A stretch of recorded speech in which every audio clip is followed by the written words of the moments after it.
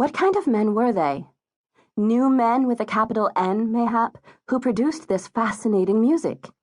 Even Elvis Presley, descendant of the Palatinate Presslers, as the heirs of the artist tellingly also called the pelvis had recently found out, had once been, aside from having worn eyeshadow in the Grand Ole Opry, just such a new man when he had, Vivian knew, stuffed an empty toilet paper roll in his underwear before his performance, thereby demonstrating, really only seemingly masculinized by the removable piece, the availability of the role of men, too, in the truest sense of the word, at least for himself and his personal circle, and most especially for the exegetes comprising the public, or rather for the female exegetes, added Hans, who knew this ambivalent anecdote and that insignificant modification according to which the hollow, loose cardboard roll had been replaced by a massive steel bar sewn into the fabric.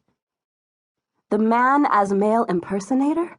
Actually, female impersonator, Vivian thought, because only a woman would avail herself of an ersatz penis. And soon, legions of intuitive Elvis imitators of all races and genders had appeared on stage. The small underwear intervention as a giant leap for human knowledge, the part-time physician's receptionist punned. And for a brief moment the tinge of a feeling befell Vivian Atkinson that the world armed by her parents had improved a tiny but significant bit. Very tangibly, Hansi Mullenkam also remarked, seeming to feel at the same moment, however, nothing more electrifying than to sit next to the army brat with the grown-out Bob in this Handschuhsheim pizzeria, frequented by predominantly female students recruited by flyers, while waiting for Frauke Stuver, who claimed to have already begun a presentation 20 minutes ago about the lesbian in more recent pop music. Stuver is always late, Vivian knew, as did Hans, with whom Frauke, during the course of affairs, had once almost even had a fling in 1996.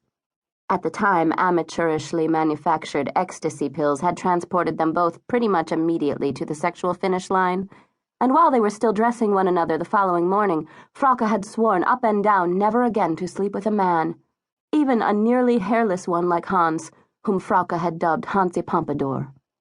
I am so terribly sorry. Frauke Stuver, who really did just live right around the corner, adjacent to the industrial park, stepped in from the rain into the trattoria, sopping wet. The country singer K.D. Lang, of whom Madonna's remark was rumored, "I saw Elvis and she was gorgeous," once allowed herself, dressed as a man, to be lathered up in a barber's chair for a shave, nay, as if for a shave, by the photo model Cindy Crawford for a cover spread of the magazine Vanity Fair, with which the magazine oriented toward a female heterosexual readership, Frauke with a note of triumph, heterosexual by compulsion, managed to book a surprisingly large commercial success. Nothing new for the magazine market, this kind of gender-transgressing consumer behavior, explained the female lecturer, whose bathroom was flanked by towering stacks of old Playboys, but who, then, had acquired this Vanity Fair issue in such huge quantities. Sapphic reader circles? Upright men who had always been deeply receptive to the sight of lesbian ensembles? Along with their coquettish wives who were devoted to non-committal lesbian chic? Here numerous hands flew wriggling into the air. Cool Frauke had addressed her difficult concerns to the muggy microclimate of the room so suggestively that she was barely capable any more of reconquering the floor. Finally, however, the specialized audience calmed down again. Someone tipped open the window to the courtyard, and Frauke Stuver from Travemünde continued lecturing. Frank, an austere folk songstress with a crew cut, had enjoyed some subcultural success with her song I Enjoy Being a Girl. The collegiate cute Jill Sobule